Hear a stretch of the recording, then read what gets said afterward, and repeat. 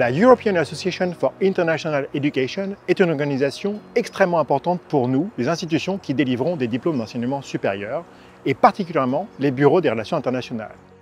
Il s'agit d'un moyen pour nous d'engager notre communauté, d'apprendre de nouvelles compétences et d'élargir notre connaissance pour mieux accompagner les étudiants.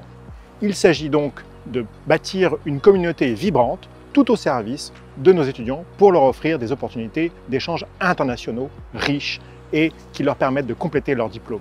Pour cela, l'événement auquel tout le monde doit participer, c'est la réunion annuelle de cette association.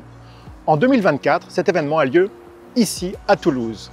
Particulièrement à Purpan, nous voulions accueillir ces participants en faisant un clin d'œil. Pour cela, nous avons pensé à un projet qui associerait enseignants et chercheurs. Et nous avons pensé aussi à un projet que tout le monde pourrait voir. Tous les avions qui arrivent à Toulouse passent ici, au-dessus de notre campus. Nous avons pensé donc à quelque chose qui pourrait être vu par tous les participants quand ils arrivent sur Toulouse, rien qu'en se penchant et en regardant à travers de leur hublot. Nous avons voulu illustrer le nom de notre école, Purpan, qui est également le nom du quartier dans lequel cette école a été fondée il y a plus de 100 ans. Et comme nous sommes une école qui est dédiée aux sciences de la vie et aux sciences humaines, quoi de mieux que d'utiliser des organismes vivants pour dessiner un logo géant de notre école qui puisse être vu depuis les avions lors de l'atterrissage. Mais laissez-nous vous en dire un peu plus. Ma spécialité, c'est la cartographie numérique et l'analyse d'images satellitales. Dans ce projet, mon rôle, ça va être de transformer des documents de nos collègues du service communication, notamment un logo numérique, mais qui est fait pour être présenté sur des diapositives ou sur des documents papier. Ce logo, je vais le transformer en une carte qui sera lisible par les GPS de nos outils agricoles, donc du tracteur qu'on utilisera pour faire un semis, de façon à pouvoir dessiner avec un tracteur le logo sur la parcelle qui est derrière nous.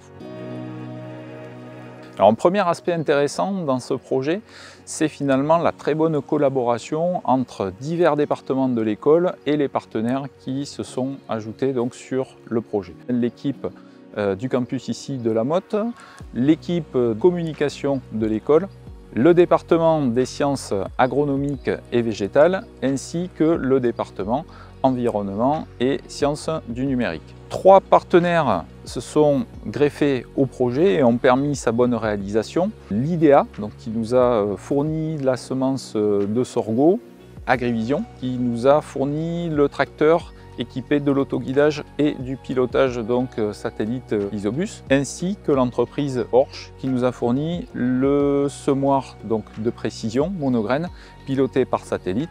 Le deuxième aspect intéressant dans la démarche, c'est d'avoir réussi à transformer finalement un acte de communication qui aurait pu faire l'objet d'un certain nombre de goodies en plastique issus de l'autre bout du monde en un projet responsable qui s'inscrit pleinement dans les objectifs de la transition agroécologique.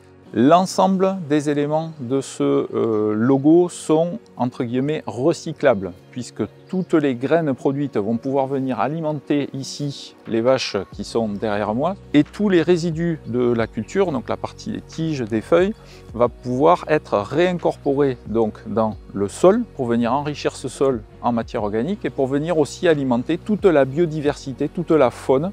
En même temps, tout au long de son cycle de croissance, la culture aura stocké du carbone.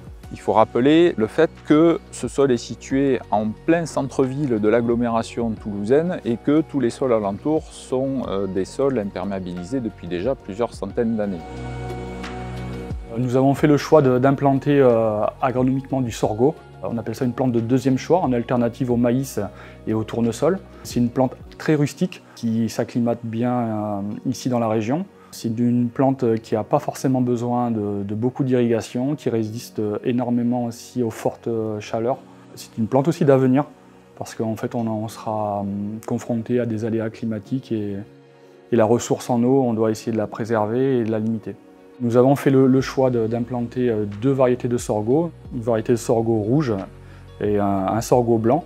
La densité de semis de cette céréale, c'est 300 à 320 000 grains à l'hectare. Et nous avons implanté ça sur 3 hectares, ce qui nous fait près d'1 million de graines implantées sur le site. Et donc une expérience assez formidable finalement de transformer une action de communication en une véritable action de transition agroécologique qui s'inscrit pleinement dans les objectifs défendus par l'école et une formidable coopération finalement entre une grande partie des différents départements de l'école, des partenaires extérieurs pour arriver au résultat que vous avez la chance de pouvoir observer aujourd'hui.